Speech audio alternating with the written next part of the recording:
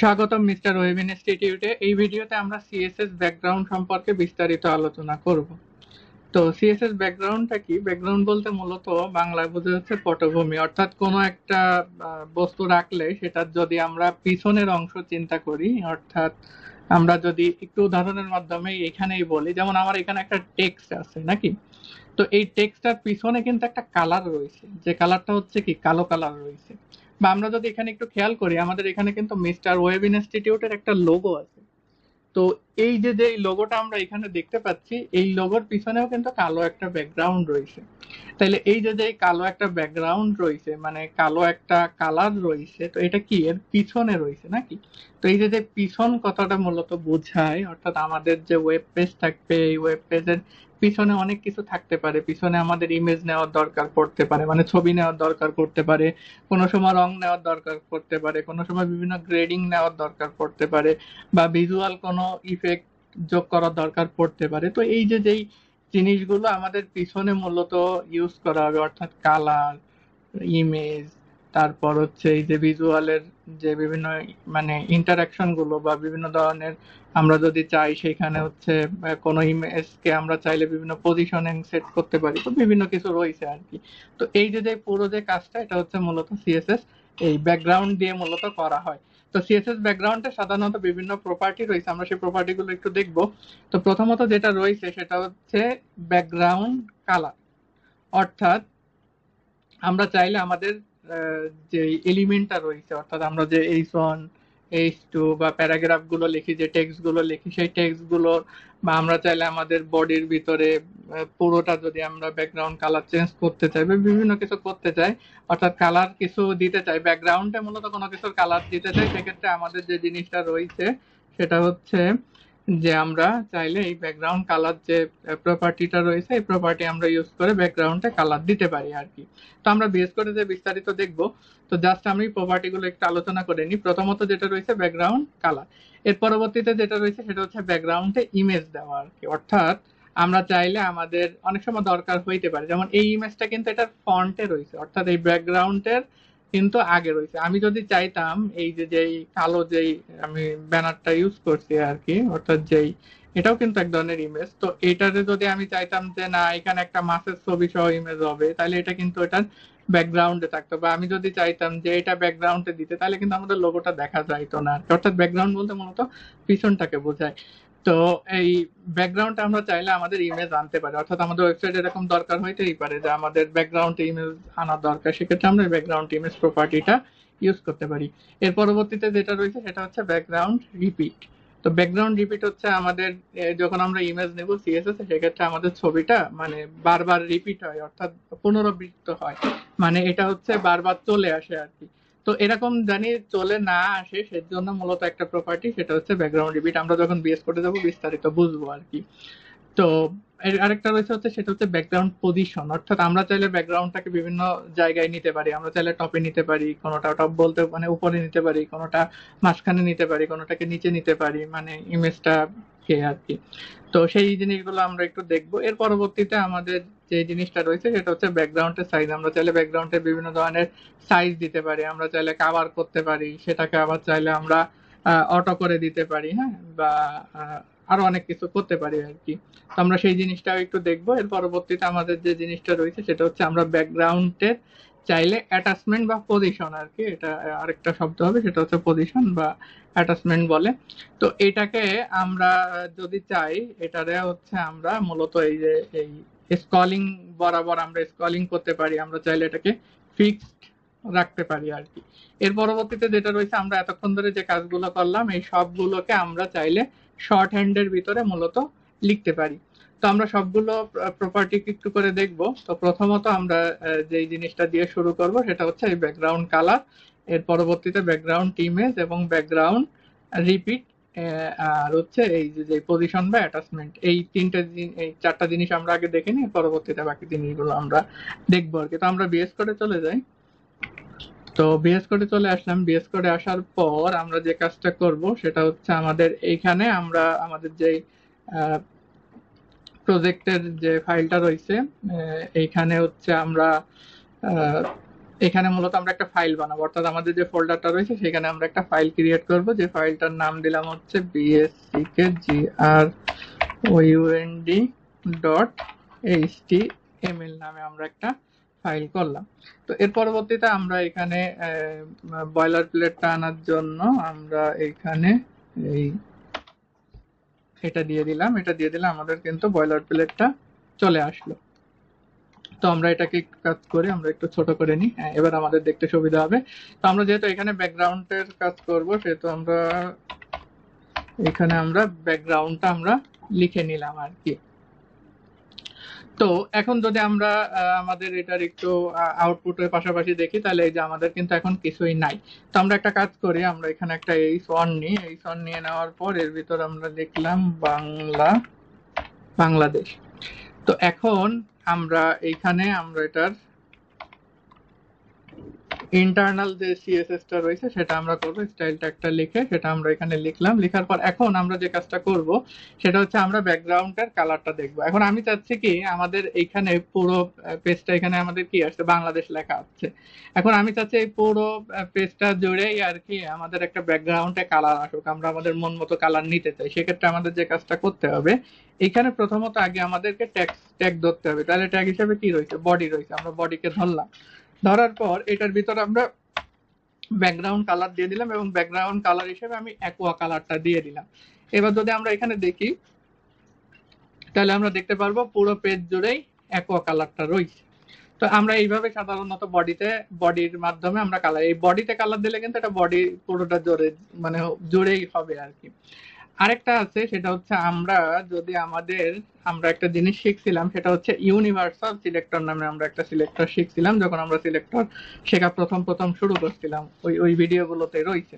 তো আমরা ইউনিভার্সাল সিলেক্টরের মাধ্যমে আমাদের পুরো ওয়েব পেজে কিন্তু আমরা এই যে কালারটা রয়েছে সেই কালারটা কিন্তু আনতে পারি, একই কাজ হবে। অর্থাৎ আমাদের পুরো যেই পেজটা আমরা এই ইউনিভার্সাল সিলেক্টরটা দিয়ে দেবো, তাহলে কিন্তু আমাদের পুরোটা একই কালার হবে আর কি। তো আমরা এটাকে একটু কমেন্ট করে নিই। তার মানে আমরা ব্যাকগ্রাউন্ডে যে কিভাবে কালার আনে আমরা সেটা আনা বুঝছি আর কি, অর্থাৎ ব্যাকগ্রাউন্ডে আমরা কিভাবে আনবো।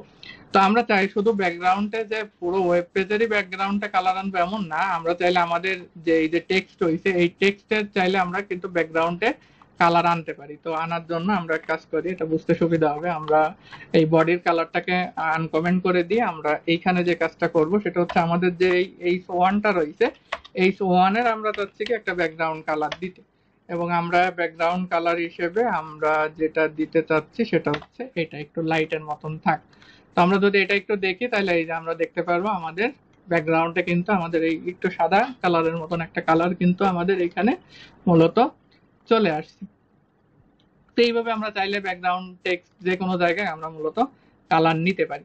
তো এর পরবর্তীতে আমরা যে জিনিসটা দেখব সেটা হচ্ছে আমরা আমাদের মানে আমরা চাচ্ছি যে আমাদের একটা ইমেজ আনতে। তো আমরা কিন্তু আমাদের ব্যাকগ্রাউন্ডে ইমেজ আনতে পারি। আমরা কিন্তু নর্মাল ইমেজ আনা শিখছি, অর্থাৎ আইএমজি ট্যাগ ডাইরেক্ট আমরা এখানে লিখছি, এখানে এসে আমরা যখন আইএমজি ট্যাগ লিখছি এইভাবে কিন্তু আমরা ইমেজ আনছি। কিন্তু যখন আমরা এখানে আইএমজি ট্যাগ দিয়ে ইমেজটা নিচ্ছি, সেই ইমেজটা কিন্তু আমাদের মানে ফন্ট আকারে রয়েছে, অর্থাৎ সামনে থেকে রয়েছে, কিন্তু আমরা চাচ্ছি যে না আমাদের ইমেজটা পিছন থেকে আসুক। সেক্ষেত্রে আমরা যে কাজটা করতে পারি, সেটার জন্য আমরা যে কাজটা করব সেটা হচ্ছে আমাদের এইখানে এই যে যেই বডিটা রয়েছে এই বডির এইখানেও আমরা চাইলে আইনে নিতে পারি। সেটা হচ্ছে আমরা এইখানে আনলাম হচ্ছে ব্যাকগ্রাউন্ড, বা আমরা যদি ওইখানে না এনেও আমরা যদি এইখানে এসেও লিখি যে শুধু মানে এখানে যদি আমরা এসে লিখি মানে এই বডির ভিতরেই নিই, তাহলে জিনিসটা বুঝতে সুবিধা হবে।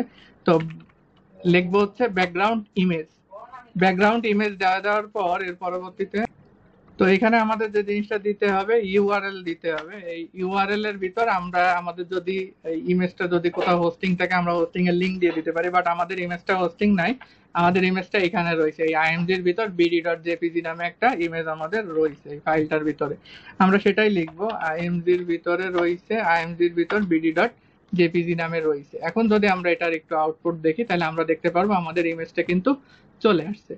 কিন্তু মজার ব্যাপারটা হচ্ছে আমরা ইমেজ তো একটা নিছি নাকি, অর্থাৎ এখানে কিন্তু আমার ইমেজ কিন্তু একটা। আমরা যদি এখানে একটু দেখি যে আইএমজির ভিতরে যে bd.jpg কিন্তু একটা, কিন্তু এখানে এতগুলো আসলো কেমনি, মানে 2 এই 4 ছয়টা ইমেজ চলে আসছে, কিন্তু আমি তো 6টা ইমেজ নিইনি, আমি কিন্তু একটা ইমেজ নিয়েছি। কিন্তু এই 6টা হলো কেন? কারণ এই সিএসএস এ যখন আমরা ব্যাকগ্রাউন্ডে ইমেজ নেব, সেই ইমেজটা অবশ্যই রিপিট হবে। রিপিট হবে মানে সেই জিনিসটা বারবার বারবার ও করে দেখাবে। আমরা যদি আরেকটা ইসে দেখি, আমরা যদি স্ক্রিনটাকে একটু বড় করে নিই, ও আরো বাড়ায় ফেলাই দিয়েছে। আমরা ওইখানে 6টা দেখছিলাম, কিন্তু এখানে এসে কয়টা, 9টা হয়ে গেছে। কেন হয়েছে? অর্থাৎ আমার স্ক্রিন সাইজ যত হবে ও ততগুলো ইমেজ ওইভাবে ওইভাবে রিপিট করবে। অর্থাৎ ইমেজ কিন্তু মূলত এই একটা ছিল, কিন্তু ও রিপিট করছে কতগুলো, এতগুলো। তো সেটা সমাধান করার জন্যই যে জিনিসটা আছে সেটা হচ্ছে ব্যাকগ্রাউন্ড রিপিট। এই রিপিটটাকে আমরা করে দেবো কি, নো রিপিট। অর্থাৎ তুমি রিপিট হইও না, অর্থাৎ তুমি একটাই দিয়ে দাও। তাহলে আমরা এই যে এই জিনিসটা দেখলাম যে একটা ইমেজে কিন্তু এখন আসছে আর কি। তাহলে আমরা এই জিনিসটা ক্লিয়ার হইলাম যে ইমেজের রিপিট চাইলে আমরা যে কাজটা করতে পারি সেটা হচ্ছে আমরা নো রিপিট দিয়ে দিতে পারি। নো রিপিট দিলে ইমেজ রিপিট হবে না। আবার আমাদের এরকমও দরকার পড়তে পারে, আমাদের অনেক জায়গায় ইমেজ বারবার রিপিটের দরকার পড়তে পারে, এরকম অনেক সময় হয় অনেক প্রজেক্টের ক্ষেত্রে। তো সেক্ষেত্রে আমাদের ইমেজ যদি অনেক সময় হয় যে এটা এক্স অক্ষ বরাবর রিপিট আর ওয়াই অক্ষ বরাবর রিপিট হয়, তো এক্স অক্ষ আবার ওয়াই অক্ষ কি সেটাও একটু বুঝতে হবে। সেটার জন্য আমরা এক কাজ করি, আমরা একটু ড্রয়িং এ যাই, আমরা একটু দেখি। তো আমরা যদি এখানে একটু খেয়াল করি, আমরা এখানে আসার পর আমরা যখন ওই লেখচিত্র করছিলাম আর কি, অর্থাৎ যে গ্রাফ পেপারে আমরা অনেক সময় গ্রাফ করছি, সেখানে আমরা দেখছিলাম যে দুইটা দাগ থাকে নাকি, একটা হচ্ছে এই ভার্টিক্যাল বরাবর আর একটা কি হরাইজন্টাল বরাবর নাকি, এরকম একটা দাগ থাকে।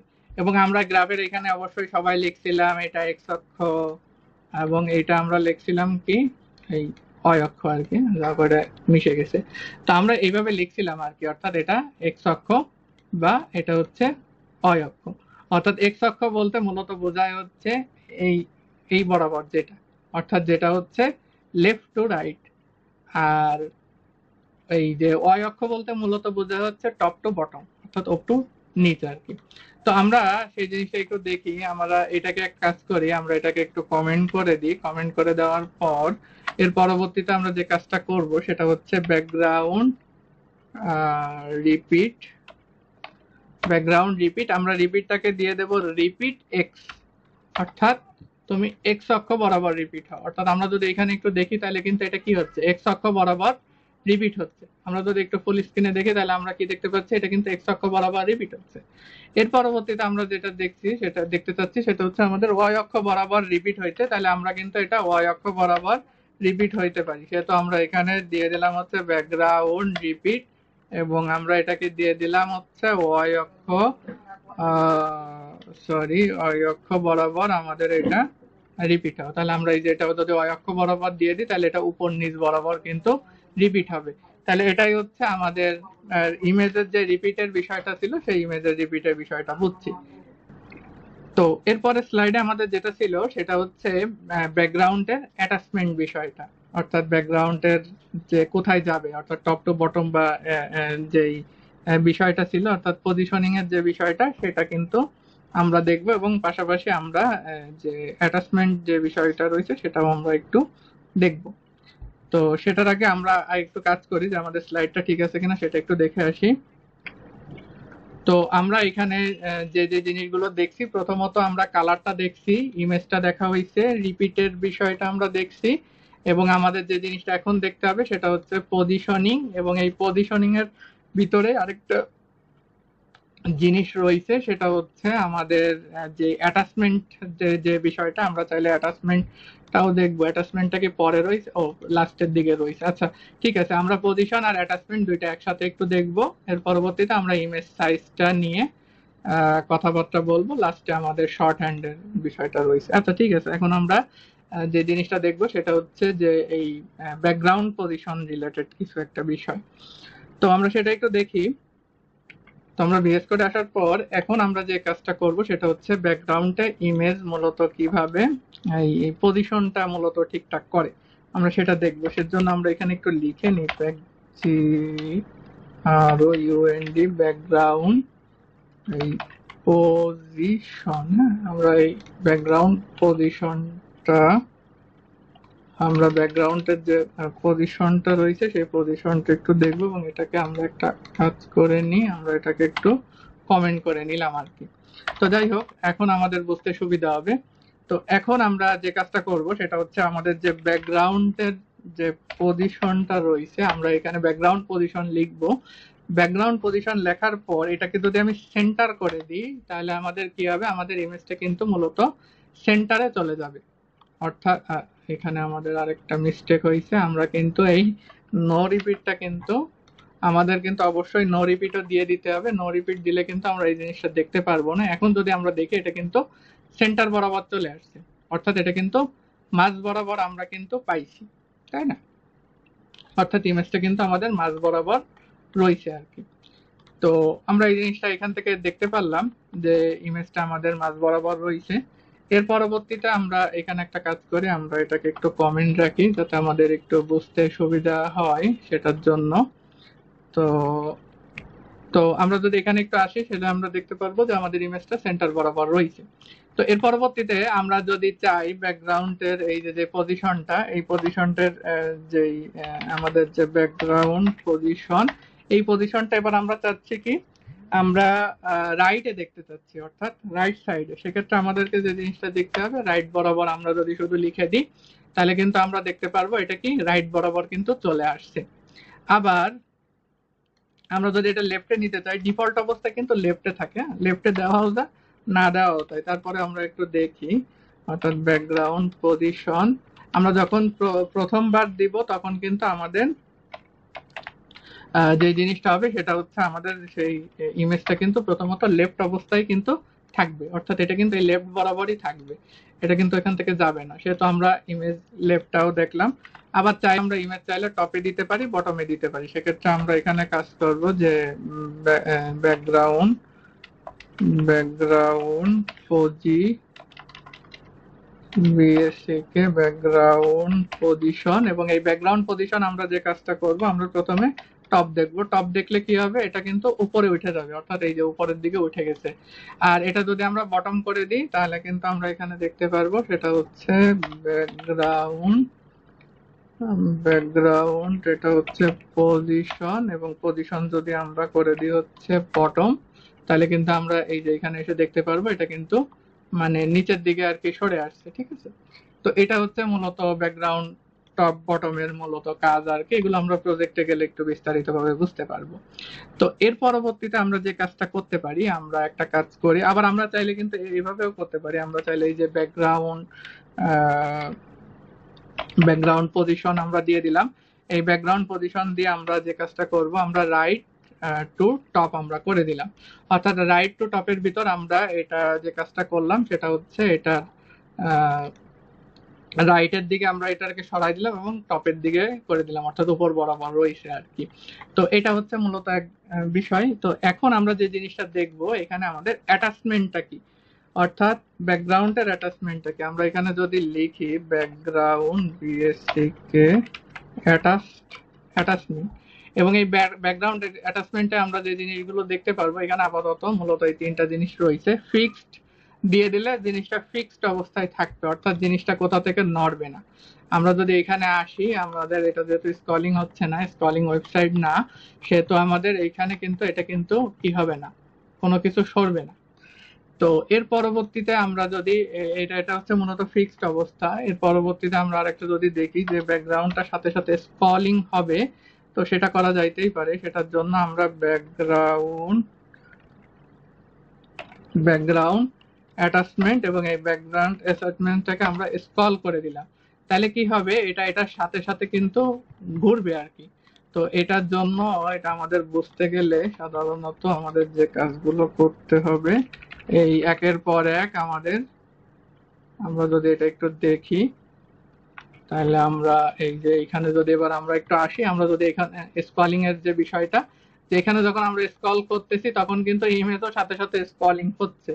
বাট এটা যদি আমাদের ফিক্স থাকতো, তাহলে কিন্তু আমাদের নর্মাল অবস্থায় কিন্তু এটা ফিক্স থাকবে। অর্থাৎ আমরা যদি এই যে এখানে যদি আমরা এসে এখন দেখি, এটা আমি আনকমেন্ট করে দিলাম এবং এটা আমি কিন্তু করে দিলাম, খুলে দিলাম। এখন যদি আমি এখানে দেখি, তাহলে কিন্তু ইমেজ কিন্তু কি অবস্থায় রয়েছে, ফিক্সড অবস্থায় রয়েছে, ইমেজ কিন্তু নড়তেছে না। বাট টেক্সট গুলো কিন্তু কি হচ্ছে, মুভ হচ্ছে, তাই না? তার মানে কি ইমেজ কিন্তু ফিক্সড অবস্থায় রয়েছে। আবার এটাকে যদি এখন আমি মানে এই কমেন্ট করে দিই এবং এটাকে নিচেরটাকে যদি এই স্ক্রলটাকে যদি আনকমেন্ট করে দিই, তাহলে আমরা যে জিনিসটা দেখতে পারবো, টেক্সটও যাচ্ছে, ইমেজও যাচ্ছে।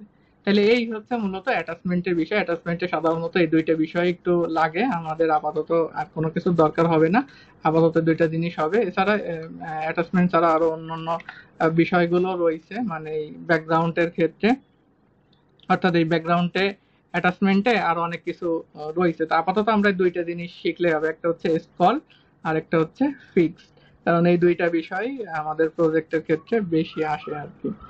তো আমরা অ্যাটাচমেন্টটা আমরা একটু বুঝলাম, এর পরবর্তীতে আমাদের স্লাইডে কি আছে আমরা সেটা একটু দেখে নিই, তার পরবর্তীতে আমরা সেই কাজটা একটু দেখব।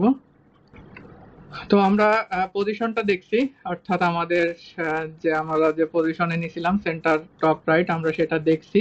আমাদের এর পরবর্তীতে ব্যাকগ্রাউন্ড সাইজটা দেখতে হবে, অ্যাটাচমেন্টটা আমরা দেখছি, স্ক্রলিং এবং ফিক্সড আমরা এই দুইটা বিষয় ক্লিয়ার হয়েছি। এর পরবর্তীতে আমাদেরকে শর্ট হ্যান্ডটা দেখবো। আচ্ছা ঠিক আছে, সমস্যা নেই। তো এখন আমরা যে জিনিসটা দেখবো সেটা হচ্ছে ব্যাকগ্রাউন্ডের সাইজ, অর্থাৎ আমরা চাইলে ব্যাকগ্রাউন্ডে বিভিন্ন সাইজ দিতে পারি। তো সেটা আমরা একটু দেখি। তো এইখানে আসার পর আমরা যে কাজটা করলাম সেটা হচ্ছে আমাদেরকে যে জিনিসটা আমাদেরকে একটু দেখতে হবে সেটা হচ্ছে আমাদের ইমেজটা কোন বরাবর রয়েছে, ইমেজটা এই বরাবর রয়েছে। তো এখন আমাদেরকে আমরা যে জিনিসটা দেখব সেটা হচ্ছে ব্যাকগ্রাউন্ডের সাইজ। হ্যাঁ, ব্যাকগ্রাউন্ডের আমরা যদি এখানে সাইজ দিয়ে দিই, এবং সাইজ প্রথমত যেটা রয়েছে সেটা হচ্ছে অটো। তো অটো দিয়ে দিলে যে জিনিসটা হবে সেটা হচ্ছে আমাদের ইমেজ যতটুকু অতটুকু নিয়ে নেবে। আরেকটা জিনিস রয়েছে সেটা হচ্ছে কাভার, অর্থাৎ আমাদের এটা অনেক সময় দরকার পড়বে প্রজেক্ট করার ক্ষেত্রে। এটা যদি আমরা কাভার বরাবর দিয়ে দিই তাহলে কিন্তু আমাদের এই পুরো সাইটটা জুড়েই আসবে। অর্থাৎ আমরা একটু ফুল ভিউয়ে যদি যাই তাহলে আমরা জিনিসটা দেখতে পারবো। অর্থাৎ এখানে যদি আসি তাহলে আমরা জিনিসটা দেখতে পাচ্ছি, আমাদের যে পুরো যে ইমেজটা রয়েছে সেই ইমেজটা কিন্তু পুরো পুরো জুড়েই রয়েছে, অর্থাৎ এটা কিন্তু কাভার ইমেজে হয়ে গেছে আর কি। তো এটা হচ্ছে একটা বিষয় যে ইমেজের সাইজিং এর জন্য, সেটা হচ্ছে কাভার। আরেকটা জিনিস রয়েছে সেটা হচ্ছে ব্যাকগ্রাউন্ড। ব্যাকগ্রাউন্ড আমাদের যে জিনিসটা রয়েছে সেটা হচ্ছে ব্যাকগ্রাউন্ড ব্যাকগ্রাউন্ড সাইজ। আমরা এই ব্যাকগ্রাউন্ড সাইজে আমরা আরেকটা জিনিস দেখতে পারি সেটা হচ্ছে আমাদের এই কন্টেন্ট বরাবর। অর্থাৎ কন্টেন্ট বরাবর যদি আমরা দেখি তাহলে আমরা জিনিসটা দেখতে পারবো যে আমাদের অনেক সময় ব্যানারের দরকার পড়ে। হ্যাঁ, তো এই ব্যানারটাকে যখন আমরা নিব তখন এটা কন্টেন্ট বরাবর নিব। তো এটা আবার আমরা চাইলে কিন্তু আমরা এটাকে কিন্তু এই হিসেবেও নিতে পারি, অর্থাৎ এটা কত পিক্সেল বাই কত পিক্সেল হবে সেটা কিন্তু আমরা দিয়ে দিতে পারি। আবার পার্সেন্টেজ হিসেবেও দিতে পারি, কিন্তু আমরা যদি এখানে সাইজটা দিয়ে দিই 100% বরাবর তাহলে কিন্তু পুরো ওয়েবসাইট জুড়েই চলে আসবে। আবার যদি এটা চাই আমরা এইভাবে না, আমরা এটা 250 250 পিক্সেল বরাবর, আবার এটা 250 পিক্সেল বরাবর আমরা যদি দিতে চাই তাহলেও কিন্তু আমাদের এটা কিন্তু কাজ করবে। অর্থাৎ 250 পিক্সেল বরাবর কিন্তু ওই সাইজটা কিন্তু মূলত নিয়ে নেবে আর কি। তো এই হচ্ছে মূলত ব্যাকগ্রাউন্ডের বিষয়। আমরা যখন প্রজেক্ট করব তখন আরো বিস্তারিত বুঝতে পারবো। এবার আমাদের যে বিষয়টা একটু দেখতে হবে সেটা হচ্ছে আমাদেরকে আমরা এই সব কিছু আমরা একটু কমেন্ট করে নিব।